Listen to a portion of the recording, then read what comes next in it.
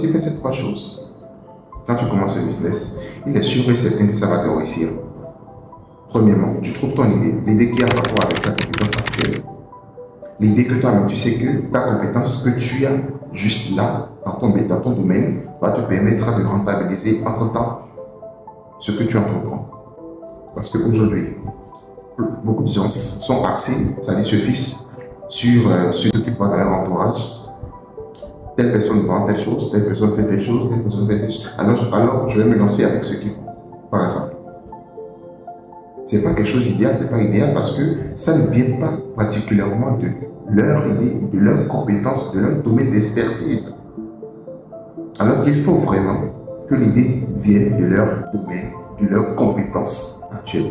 Beaucoup donc vont te dire d'attendre d'avoir une meilleure approche, d'attendre d'avoir un meilleur logo ou bien un site web pour te permettre d'être populaire ou bien de te lancer concrètement, tu vois. Alors que le mieux est que tu commences dès que tu trouves l'idée. Donc tu n'attends pas d'être prêt.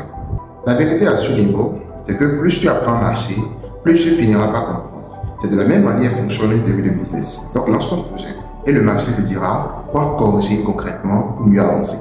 Donc tu n'as plus aucune excuse de dire que j'ai besoin de telle chose pour commencer. Deuxièmement, tu vas à la solution.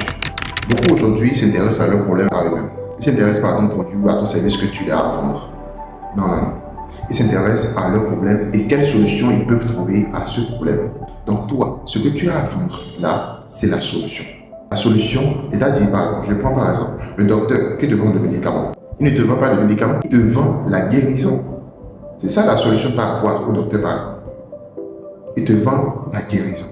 Et quand tu prends, et il y a un proverbe qui dit, plus tu enlèves l'épine du pied de quelqu'un, plus il te payera toujours.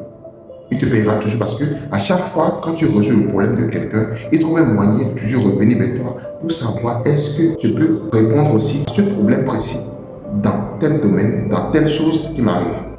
Troisièmement, la motivation. La motivation d'ailleurs, c'est comme la batterie d'un téléphone qui finit toujours par descendre.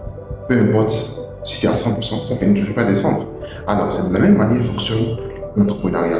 De la même manière fonctionne le début d'un business. Tu commences, tu persévères, tu trouves un moyen d'être toujours motivé. Peu importe la façon dont les gens vont te décourager, peu importe la façon dont les gens autour de toi vont dire c'est pas intéressant ce que tu fais, c'est pas intéressant ce que tu fais là. À ce niveau, reste zen. Tu restes zen, tu persévères, tu trouves un moyen toujours de travailler même si tu te sens fatigué de leur avantage.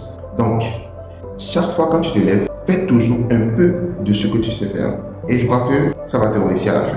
N'oublie donc pas de liker et de t'abonner.